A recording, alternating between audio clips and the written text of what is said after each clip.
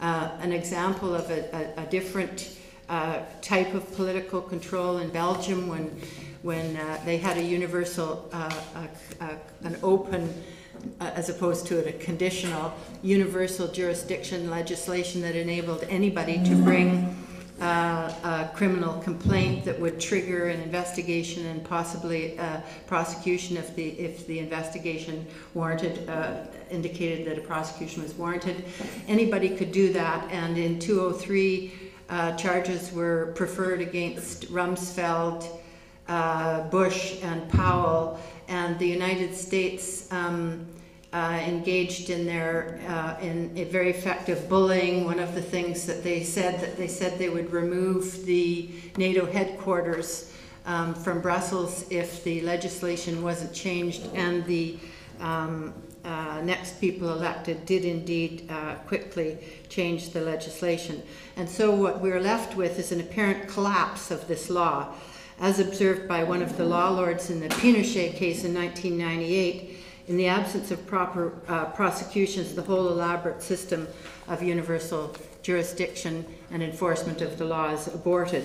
The lessons of Vietnam, Cambodia, and Laos certainly prove that if the law is not enforced, powerful states will continue to ignore and violate the law, and atrocities will increase in frequency and in scope. For example, in 1995, the government of Vietnam announced that as a result of the U.S. war on Vietnam between 1964 and 1973, a total of 5 million Vietnamese had been killed, 1 million combatants and 4 million civilians. This figure has not been disputed.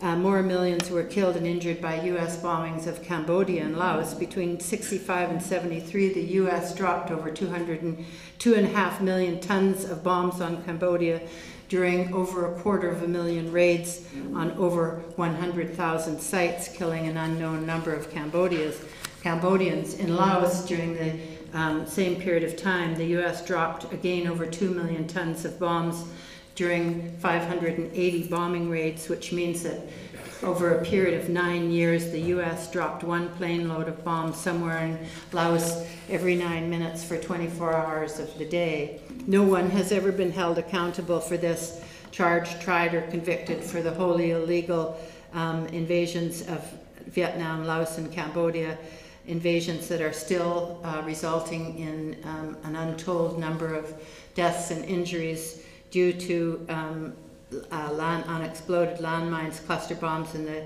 deathly contaminants left in the soil, air, and water of these countries. The deaths, injuries, displacement, and destruction of culture and environment in Iraq and Afghanistan are certainly the legacy of the failure of citizens and governments of the world to insist on common sense, common decency, and adherence to the law that was put in place after the Second World War. In the absence of reliable enforcement of humanitarian law, there are no universal rights, human rights either, only privileges for some of us, like us, for instance, and then only for a time. I'd like to consider just briefly now the more recent crimes committed during the past 8 years during the invasions and occupation of Afghanistan and Iraq.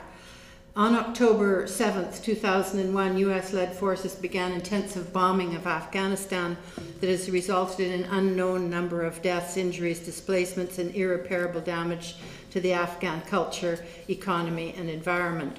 The fact that attacks on Afghanistan were said to be in response to horrific crimes believed to have been committed by people believed to be hiding in Afghanistan did not, as common sense would suggest, provide any legal justification whatsoever.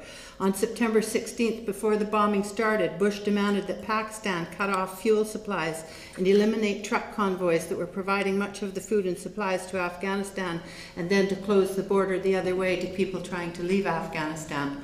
On October 7th, the day the bombing started, Bush signaled illegal military assaults against other countries when he told the United Nations General Assembly, quote, "We may find that our self-defense requires further action with respect to other organizations and other states."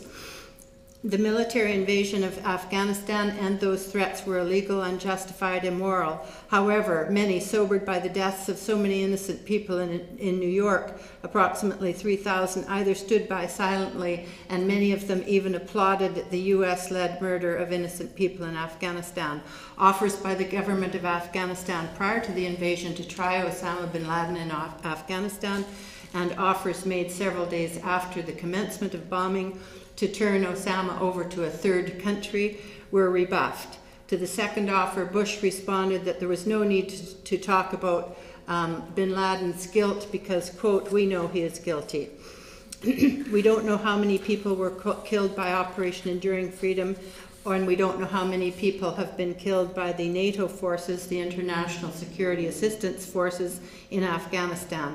We do know that those forces are regularly killing civilians. One of the most recent massacres was in Kunduz province, where 142 people, according to the investigation recently completed by Amnesty International, 142 people were incinerated when a German commander ordered a US plane to bomb 2 fuel trucks stuck in a riverbed and surrounded by villagers. Afghan people killed or injured by US and NATO bombing and ground assaults are incorrectly called collateral damage, a term accepted and still repeated by even our own CBC. Collateral damage as a term of war refers to unintended damage caused unavoidably during a necessary military action taken to achieve a legitimate military objective that could not otherwise be achieved.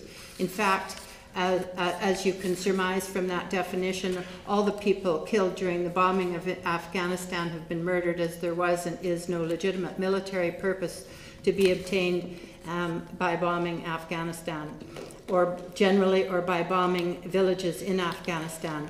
Now, less than a year after the bombing of Afghanistan began, a U.S. military invasion of Iraq was imminent, and the U.S. and the U.K. were attempting to get the Security Council to pass an authorization authorizing, quote, all necessary measures, close quote, the phrase used in the resolution that had authorized the Gulf War. Legal practitioners and scholars all agreed that a U.S.-led invasion of Iraq would be wholly illegal. The Security Council at that time, in 2002, in the face of bullying, bribery, promulgation of falsehoods, and a relentless litany of lies and misinformation, refused to authorize military action against Iraq. The world community expressed its outrage and opposition to an illegal invasion and a war of aggression. Millions of people around the world in an unprecedented agreement rejected as untrue the allegations that Iraq posed a threat and that the threat posed by Iraq could only be adequately obtained by bombing. In spite of the almost seamless acceptance by the mainstream North American English language press of the role requested by Bush, that is, that they engage in propagandizing, in putting a credible spin on the incredible Operation Enduring Freedom, shock and awe, for instance, people rejected the proffered justifications for the invasion of Iraq as nonsense and lies.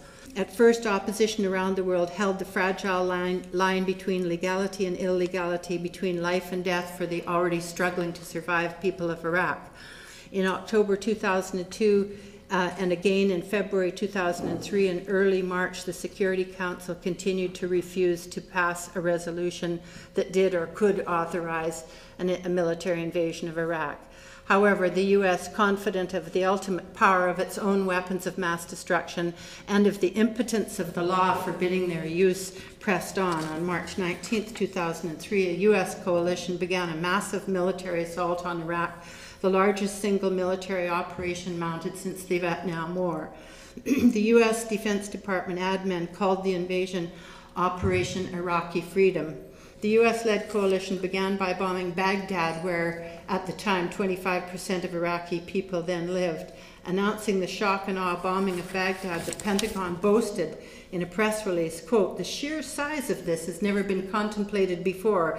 There will not be a safe place in Baghdad," close quote. According to the Pentagon, the plan was to shatter Iraq physically, emotionally, and psychologically by dropping 800 cruise missiles in 2 days and to wipe out water and supply and electricity supplies to the city.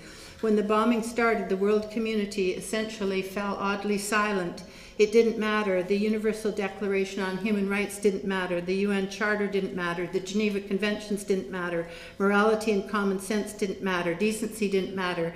Brown people, especially Muslim people, especially Iraq people, didn't matter.